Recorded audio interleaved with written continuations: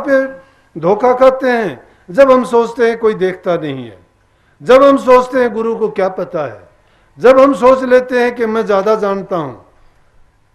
सबसे बड़े अज्ञानी की भूल है ये हमारा अभिमान बोलता है। कोई कहता है मैं तो मानता ही नहीं, क्या गुरु होता है, क्या साधु होता है, क्या संत। अरे तू मानता तो है, लेकिन किसको मानता? तू किसी पत्थर को मानता होगा। जो जिंदा गुरु को नहीं मानता है ना, वो किसी पत्थर पानी को पूजता मिलेगा। वो तो जो नीचे की भक्ति है, जो काल की भक्ति है, वो करता होगा। संतों की भक्ति तो किसी भागी जीव को मिलती है। संत तो जिंदा परमात्मा होते हैं। दो ही रूप हम परमात्मा के या मालिक के। जिंदा रूप में अगर परमात्मा है तो गुरु के रूप में है, और गुप्त रूप में है तो वो सब में व्याप्त है। जो सब में व्याप्त को जानना चाहता है वो गुरु के रूप को देख ले। गुरु सरगुण रूप है हमारे सामने। सरगुण रूप की जब तक भक्ति नहीं करते, सरगुण रूप को जब तक आप नहीं जान जाते, तब तक निर्गुण में जा ही नहीं सकते। क्योंकि बिना रास्ते के कहां जाओगे? मंजिल कहां पहुंचोगे? मंजिल पे जाने के लिए आपको रास्ते की खोज करनी पड़ेगी। अब रास्ते भी कैसे हैं? रास्ता भी ऐसा देखना चाहिए, कोई ऊबड़ खाबड़ है, कोई ऊंचा नीचा है, कोई घूम फिर के जाता है, कोई सीधा जाता है, और कोई अच्छा है। इसीलिए राधा स्वामी मत जो है वो जिंदा मत क्यों कहा गया है? ये सहज योग क्यों कहा गया है? इसमें ये दाएं बाएं की चक्कर काटने नहीं है। इसमें सुरत शब्द का योग सीधा बताया गया है। ये गृहस्थियों के लिए भी है और ये जो त्यागी है उनके लिए भी है। इसको 8 बरस का भी कर सकता है, इसको 60 बरस का भी कर सकता है। इसमें कुछ भी छोड़ने की जरूरत नहीं। ना घर बार छोड़ना, ना बच्चे छोड़ने, ना नौकरी पैसा कमाई छोड़नी, सब काम को करते जाना है। मेरे बारे में जब ये जरूरत पड़ी, महाराज जी कहते थे कि अगर मेरा जी तो ये चाहता है कि मैं तेरे से नौकरी छुटवा दूं, लेकिन नौकरी तेरे से छुटवाऊंगा नहीं। फिर बताते थे कि हजूर महाराज जी जब नौकरी छोड़ने के लिए तैयार हुए, ये नौकरी पे नहीं जाना चाहते थे। वो हजूर महाराज जी का गुरु सेवा में जो नाम लिया जाता है, ऐसी सेवकाई या तो सिखों में आई है। 10 गुरुओं में नानक साहब के बाद में जो 4 गुरु हुए, उनके बाद में उनने जो गुरु की सेवा की, उनका भी कोई दूसरा उदाहरण नहीं मिल सकता। लेकिन उनके बाद अगर देखा जाए तो अपने ही मत में, राधा स्वामी मत में, संत मत में, हजूर महाराज जी ने जो स्वामी जी महाराज जी की सेवा की, उसका कोई सानी नहीं है। कोई भी दूसरा उदाहरण ऐसा नहीं मिलता। तो वो भी प्यार में ऐसे ओतपोत थे। वो अब पूर्ण रूप से अपने आप को ऐसा समर्पण कर रखा था कि वो गुरु के समान स्वामी जी महाराज के सिवाय दूसरी चीज को ही नहीं देखते थे। वो तो यूं कहते थे कि मैं नौकरी नहीं करना चाहता, पोस्ट मास्टर जनरल होते थे।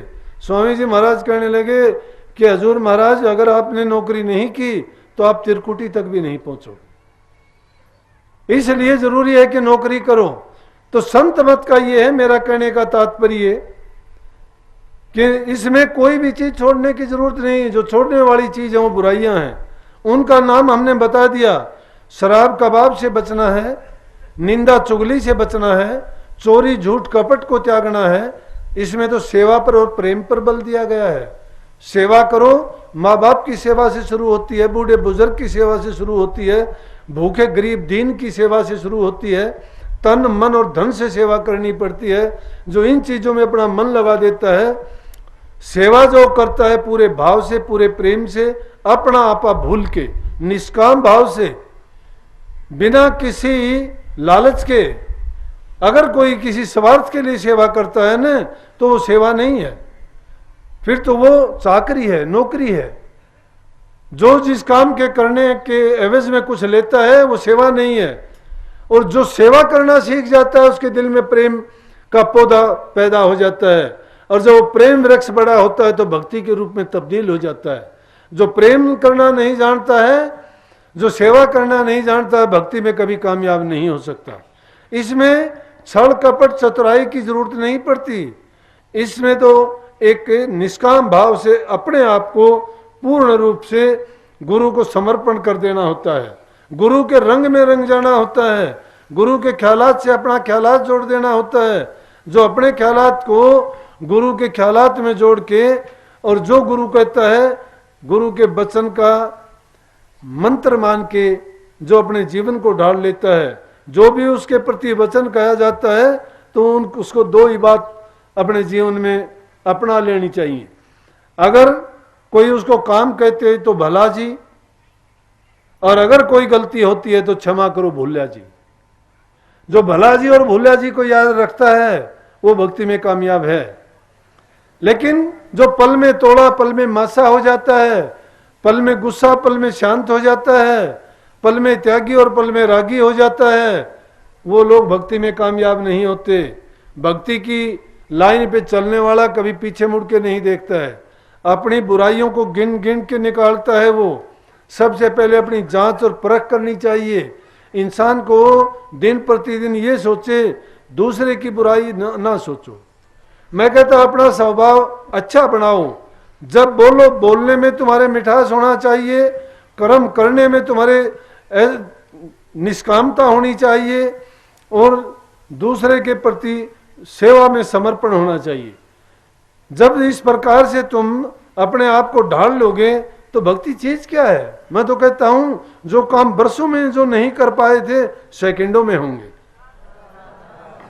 गुरु महाराज ने ऐसी बख्शीश की थी। मैं हर पल पल, ये नहीं है, मेरी हमेशा से ये जिज्ञासा रही थी कि जो भी मैं वचन सुनता था, मैं बात सुनता था, ऐसे नहीं मानने वाला था। मैं ऐसे नहीं मानने वाला था, चाहे मैं कैसा भी था, पढ़ा लिखा था। महाराज जी चाहे शिक्षा में एक अक्षर नहीं पढ़े थे, लेकिन उनकी जो विद्या थी वो पराविद्या थी, और वो उस विद्या के सामने ये विद्या कोई मायने नहीं रखती। इन विद्याओं की तो गिनती है, ये 20 होंगी, 50 होंगी, 100 होंगी, 1000 होंगी, लेकिन पराविद्या तो एक ही है, और वो सिर्फ संतों के पास होती है। और उसको समझना इन विद्याओं की कसौटी पर नहीं किया जा सकता। न वहां विज्ञान पहुंचता है, न विद्या चतुराई बुद्धि पहुंचती है। वहां तो इनकी दौड़ जहां खत्म हो जाती है, वहां से संतों की विद्या शुरू होती है। इसलिए वो मिलेगी कब? वो समर्पण के बिना नहीं मिल सकती। अपने आप को पूर्ण रूपेण जब गुरु के समर्पण कर दोगे, फिर वो तुम्हें उसका जहूर नजर आना अपने आप शुरू हो जाएगा। अरे खुली आंखों में देखोगे, अंदर में भी देखोगे, जो बोलोगे वो सत्य होगा, जो सोचोगे वो प्रकट हो जाएगा।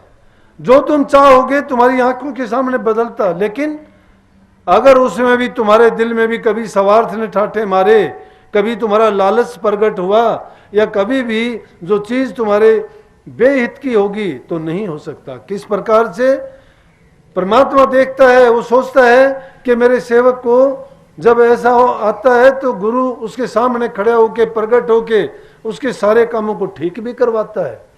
क्यों? जो उसके समर्पित होता है उसको कभी भटकने नहीं देते। वो उसके रास्ते में आके खड़े हो जाते हैं और उनको दुख और कष्ट देके उसको याद दिला देते हैं कि देखो तू किस रास्ते पे जा रहा है। जब उसको कष्ट आके सामने खड़े होते हैं तो उसकी समझ में आ जाता है कि मैंने गुरु की लाइन को, गुरु के वचन को, गुरु की मर्यादा को नहीं माना, मैंने गुरु की मर्यादा को तोड़ा, इसलिए मुझे कष्ट आया है। जो इस प्रकार से अपनी निरख परख करते हैं, लेकिन इस चीज में विचलित कभी ना होना कि जब दुख और कष्ट आता है तो भी समझो कि मालिक ने मेरे लिए तोहफा भेजा है। अगर अच्छा घटित होता है तो शुक्राना करना चाहिए। सुख समय शुक्राना और दुख समय फरियाद, दोनों में एक सार है, वही गुरु का सच्चा सेवक है। जो दुख और सुख में नहीं बरतता, दोनों हालात में एक जैसा रहता है। अरे सुख होता है तो ज्यादा गाफिल ना हो, दुख में ज्यादा दुखी ना हो, क्योंकि हालात तो वही गुजरने हैं, वही गुजरेंगे। लेकिन हम अपने मन पर बेकार का बोझ बना के विचलित होके बेकार में ये सोचते हैं कि ये ऐसा नहीं, ऐसा होना चाहिए था। इसका मतलब हम मन के दायरे में बार बार आके गिरते हैं। गुरु हमें वहां से निकालता है। जब इन बातों में हमारा मन निकल जाएगा, इन बातों से, फिर समझो कि परमार्थी दर्जे शुरू होंगे। और फिर परमार्थ में आप इतनी ज्यादा और इतनी शीघ्र उन्नति करोगे, कोई रोकने वाला नहीं होगा। अपने आप तुम्हारी उन्नति होती रहेगी। क्यों होती रहेगी? कि जो कार्रवाई तुम बाहर करते हो सूक्ष्म रूप में गुरु अंदर में तुम अपने आप इस तरह से खींच लेगा जिस प्रकार से चुंबक लोहे के टुकड़ों को अपनी ओर खींच लेता है। गुरु शब्द रूप है, वो नूर रूप है, वो ऊंचे मंडलों पे बैठा हुआ है, वो बुला रहा है आपको। लेकिन जब तक मैल चढ़ी हुई है तब तक उसकी खींच शक्ति पूरी है, लेकिन हमारे अंदर जो है वो जुड़ने की ताकत नहीं है। हम इन मैलों को जब उतार देंगे, बाहर के मैल मल वक्षे पर आवरण है चढ़े हुए, जितने भी ये कामनाओं की, इच्छाओं की, तृष्णाओं की, वासनाओं की लेप हमारे रूह के ऊपर हैं, और ये जब तक उतर नहीं जाती हैं, जब तक उसमें चमक प्रकट नहीं हो जाती है, जब तक वो अपने वास्तविक रूप में नहीं आ जाती, तब तक शब्द उसको नहीं खींच सकता। शब्द की डोर लगी हुई है। जब ये चीजें हमने अलग कर दी तो अपने आप ही समझो कि हमारी चढ़ाई शुरू हो जाएगी और गुरु अपने आप हमें खींच लेगा, और फिर हमें जरूरत भी नहीं रहेगी। किसी भी सेवक ने ऐसी कामना की भी नहीं। ये तो हम मूर्ख हैं जो इस बात को जानते ही नहीं है। अरे हमें अपना काम करना चाहिए, वो काम गुरु पर छोड़ना चाहिए। अगर हम मुक्ति को लेके करते हैं, क्या करेंगे मुक्ति का हम? हमें गुरु का प्यार चाहिए, हमें गुरु के चरण में समा जाना चाहिए। गुरु अपने आप शब्द में समाएगा। जब हमने गुरु में समा गए तो गुरु जहां जाएगा हम अपने आप चले जाएंगे। रेल के डब्बों में हर एक में इंजन नहीं लगा होता, इंजन एक ही होता है। डिब्बे तो अपना कनेक्शन जोड़े रखते हैं इंजन के साथ, ताकत इंजन में होती है। इंजन अपने आप जब जाता है और उन डब्बों का जब कनेक्शन जुड़ा रहता है तो मंजिल पे अपने आप पहुंच जाएंगे। जो कनेक्शन काट लेगा वो वहीं रह जाएगा, इंजन तो मंजिल पे जाएगा। इसलिए शिष्य की ताकत भी उसके गुरु रूपी इंजन में निहित है। जब अपना संबंध गुरु के साथ पक्का जोड़ लेगा अंदर में वो, तो कोई ताकत नहीं दुनिया की। काल की तो ताकत ही क्या है? काल तो जहां संतों का सत्संग होता है बाहर खड़ा होकर देखता है। संतों की जब तक इजाजत नहीं होती संगत में नहीं घुस सकता, तो उन प्रेमियों के दिलों में भी नहीं घुस सकता जो गुरु को हमेशा अपने चौबदार बना के रखते हैं। गुरु को चौबदार बना के कैसे रखना है कि एक पल के लिए भी जो गुरु को नहीं भूलते हैं।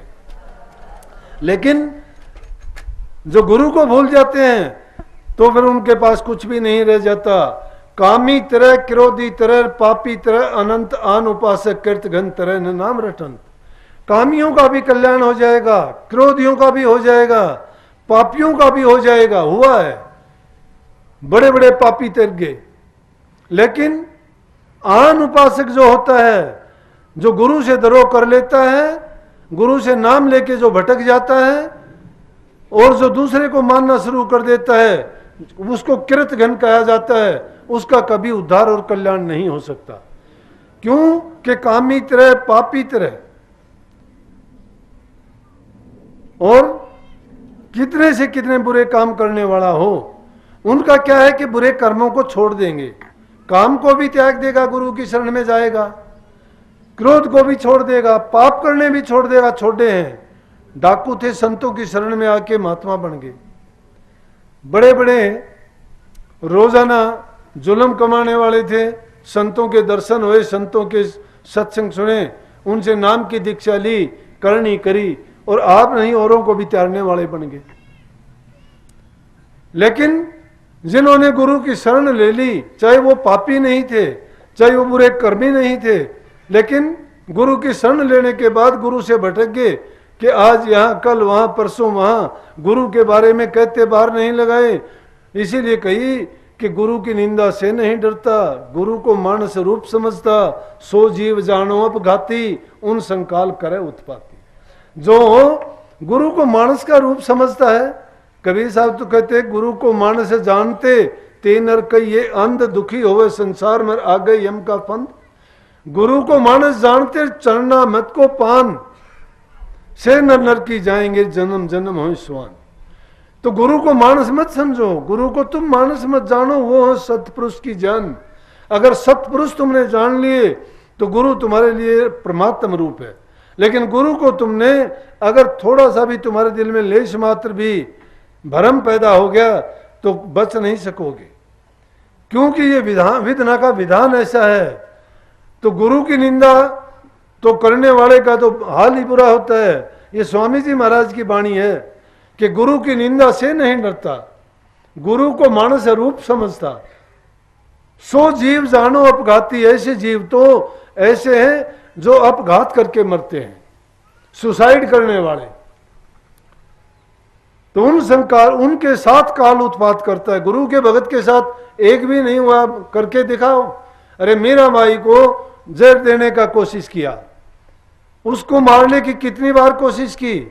ध्रुव भगत के साथ क्या किया गया, प्रहलाद को अग्नि में जलाने की कोशिश की, लेकिन उनका गुरु, उनका परमात्म और उनका विश्वास हमेशा अडिग रहा। वो कहने लगे जो तुम्हें करना हो करो। कबीर साहब को जंजीरों में जकड़ के दरिया में बहा दिया, कमल के फूल पे बैठ के पानी पे तैरते हुए बाहर आ गए, देखते के देखते रह गए। शेख तकी जैसे जो उस टाइम में बादशाह के खासम खास होते थे, लेकिन क्या हुआ, बाल बांका नहीं कर सके। जाको राखे साइयार मार सके ना कोई, बाल ने बांका कर सके जो जुग बैरी होए। लेकिन किन का, जो उनके बनके तो दिखाओ पहले। गुरु को बनते, गुरु के बनते नहीं हैं, गुरु को ऊपर ऊपर गाता, गुरु को दिल भीतर नहीं लाता। जरा सी ताड़ मार नहीं सकता, निरादर करे जगत में बहता।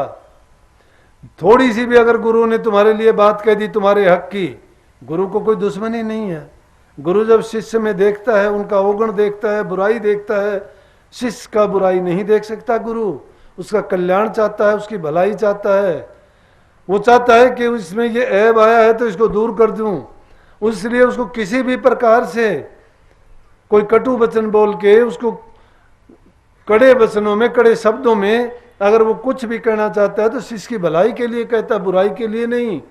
गुरु का हित क्या है उसमें, लेकिन उसके हित की बात करता है और वो सोचता है कि गुरु ने मेरी बेइज्जती की है। नहीं, गुरु किसी का बुरा नहीं चाहता। अगर कोई किसी का बुरा चाहता है तो गुरु नहीं है।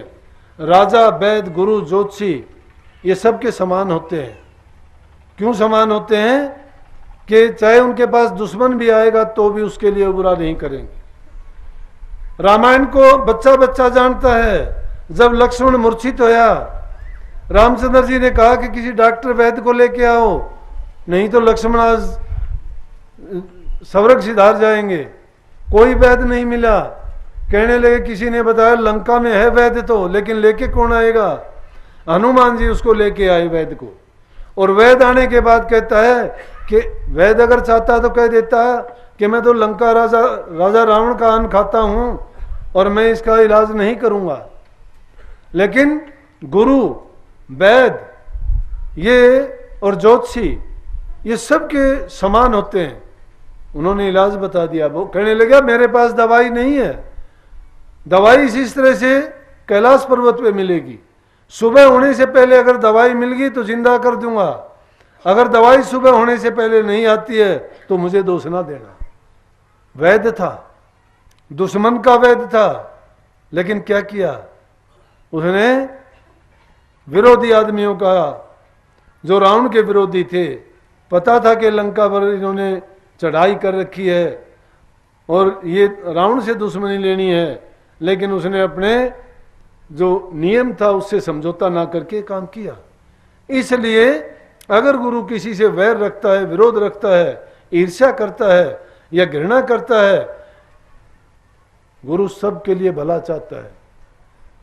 तरवर किसी एक के लिए नहीं होता, ये हवा किसी एक के लिए नहीं चलती, ये धूप किसी एक के लिए नहीं निकलती, या परमात्मा किसी एक का नहीं है। करनी करके उसको कोई भी कैसे भी ले ले। जो करनी से महरूम है, जो करनी नहीं करना चाहता है, झूठा दोष मत देना किसी को। इसीलिए गुरु भी सबका है। कबीर गुरु सबको चहर, गुरु को चहे न कोई। गुरु सबको चाहता है लेकिन गुरु को कोई नहीं चाहता। गुरु को हम बांट लेते हैं, अपने विरोध के कारण बांट लेते। गुरु उससे बात करता है, मेरे से नहीं करता। अपने अंदर खुद ही को कर बुलंद इतना कि खुदा बंदे से ये पूछे कि बोले बंदे तेरी रजा क्या है। तू तेरे अंदर वो ताकत पैदा कर कि गुरु तेरे से ही प्यार करे, दूसरे से करे ही ना। अगर वो ऐसा करता है तो वो हमारी कमी है। अपनी कमी को निकाल के हमारे अंदर वो गुण पैदा करने चाहिए। इसलिए ये करनी का मार्ग है। करनी आपने ही करनी पड़ेगी, दूसरों पर ये मत सोचो।